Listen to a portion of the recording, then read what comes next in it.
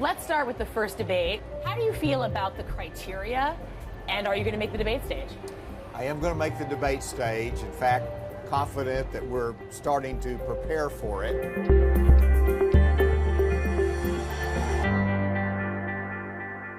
You know, I know the RNC has to have some criteria, so they said it, we comply with it. Obviously, I object to the level of donors that is a challenge and very expensive for campaigns to meet, but it does show strength, and we've met the polling criteria, so we're just looking forward to the debate. It clearly is important. Voters here in Iowa and also New Hampshire, they wait for this debate opportunity to contrast the candidates. I want to ask you about the RNC pledge. You spoke out about that too. You said you didn't think it was right to ask all the candidates to say that they will definitely support the nominee when the frontrunner is facing multiple criminal indictments. Did you bring up those concerns with the RNC, and what kind of response did you get? That they don't budge. They have their criteria, and they have the pledge that they want. But obviously, we shouldn't be supporting someone who could be convicted of a felony, serious felony, and it puts us in a terrible position leading up to the convention with the uncertainty of how these trials are going to come out. So if it comes to that, and he is the nominee, who will you vote for? Well, I'm not going to vote for the Democrat candidate. I'm not going to vote for Joe Biden. I've always supported the Republican nominee, and I expect to do that again in 2024.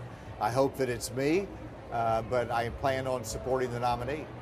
You've been one of only a handful of candidates that have consistently spoken out against former President Trump and his recent criminal indictments like we were just talking about, some of his behavior.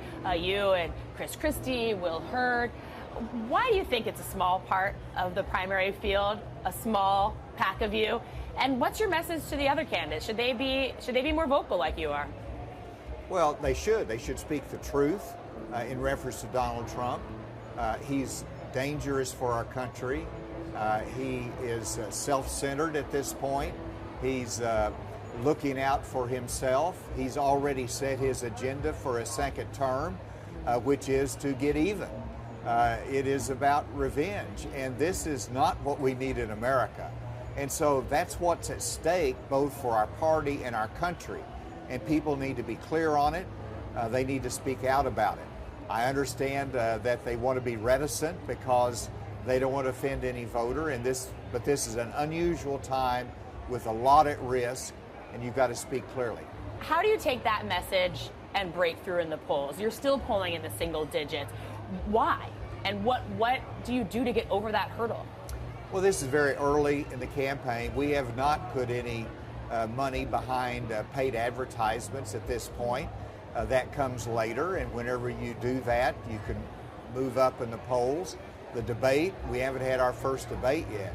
And as everyone points out, that in places like Iowa or New Hampshire, they're late breaking.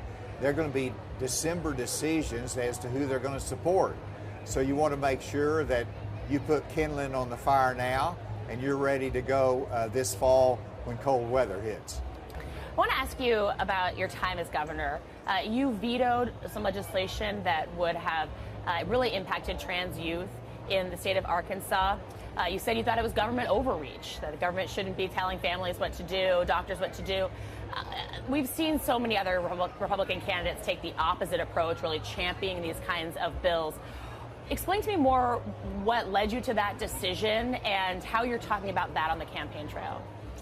Well, first of all, we have to protect the children. That is the most important thing that we do. And who's in the best position to protect children but parents? And if there's a line that they cross, the state should come in and stop it. And that's why I oppose parents allowing transgender surgery and life-altering decisions that are not reversible. And so there is a line that has to be protected. But whenever you're looking at routine health care decisions, whether it's a vaccine or whether it is a sensitive topic like transgender care, parents have to be the guiding hand. And so there's a limited role of the state. And so I hope people understand that I'm looking after parents. I'm looking after the Constitution. and what was before me went too far. Yeah, it's interesting because I have found myself trying to do a little mental gymnastics to understand some of the positions of other candidates, if I'm being honest, that talk about preserving parental rights and not co-parenting with the government and schools.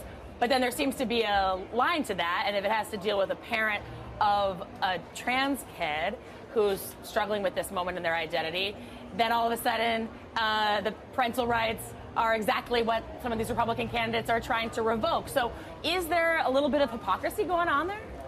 Well, it's hard to be consistent in politics, but at least you should think through that. You know, if we support parents in their decision making, at what point do you want the state to come in and say, no, you can't do that as a parent? And so there's a limited role of the state, and sure, parents can cross the line. You don't allow child abuse, you don't allow life-altering surgeries. But beyond that, let's limit when the state comes in. Let's protect the children, let's protect the role of the parents, though, in guiding the children in their most sensitive areas.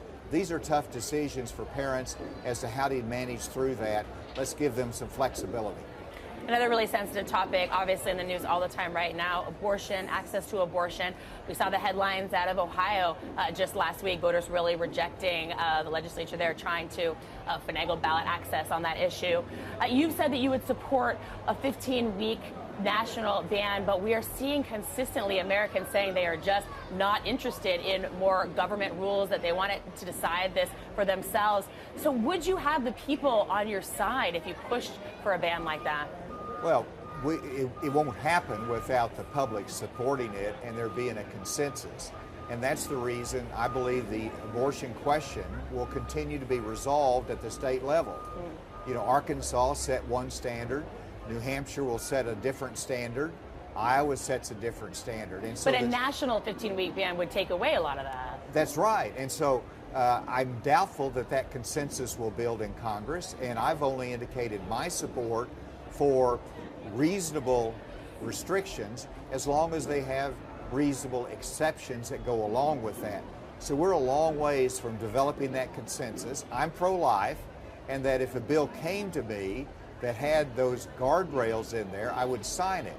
But I don't see that happening. I see it continue to be resolved at the state level.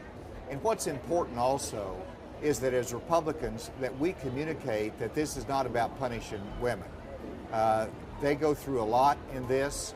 The problematic pregnancies are a great concern, and we've got to be able to approach this with the right level of maternal care, adoption services, if those are needed in there, and understanding the challenge of the moment. We've got to address it the right way. I want to circle back to the indictments against former President Trump, but mentioning your background as a former prosecutor.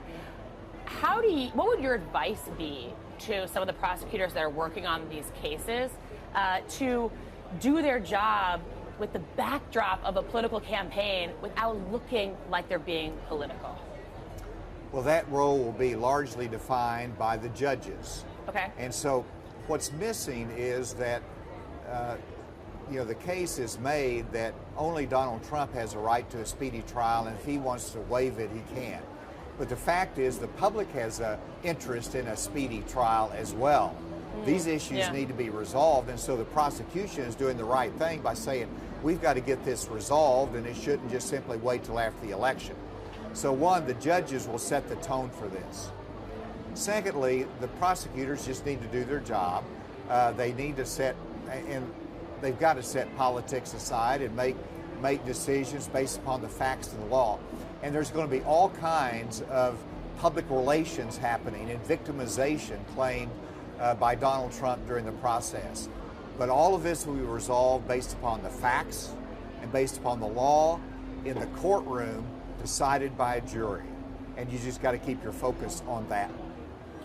It's not just Donald Trump, though. We've heard so many other Republican candidates, from Ron DeSantis and Nikki Haley, say that they believe the system of justice is broken. There's a two-tiered system, an unfair system. Democrats are being treated differently. Do you feel that way? You know, there is a large belief that the justice system has not worked fairly in many instances. And we have to address that and recognize that it's real. That's why I've proposed reform of our federal law enforcement agencies to take politicization away, to increase professionalism, accountability, and transparency, and limit the jurisdiction of the FBI. That's the kind of approach that we need to take, that I have taken. Let's reform it, but understand also that we have the greatest justice system in the globe, and that we need to make sure that it works for everyone fairly.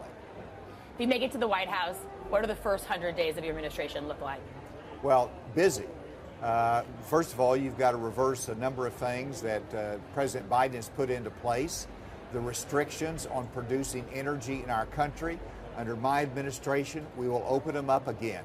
We need to produce energy so that we can make sure our economy is strong, that we don't have blackouts and brownouts, but also we can be a reliable partner with our friends.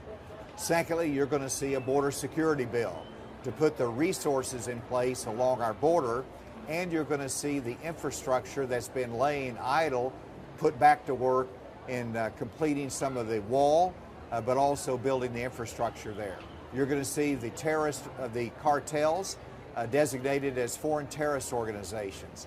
So it's going to be a busy time controlling federal spending, putting in a hiring freeze for non-defense federal workers so that I can reduce federal non-defense workers by 10%, getting a handle on our spending.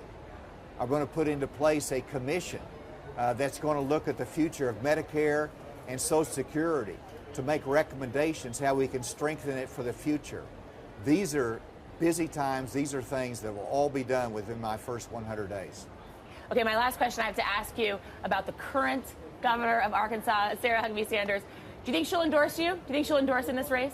Well, I hope so, but I know that she's very close to Donald Trump, worked in his administration, sure, close to other governors as well. So I respect her decision, but obviously her endorsement would be important. But I know she's got some good friends that are competing against me. All right, Governor, thank you. I really appreciate you doing this. All right, thank you.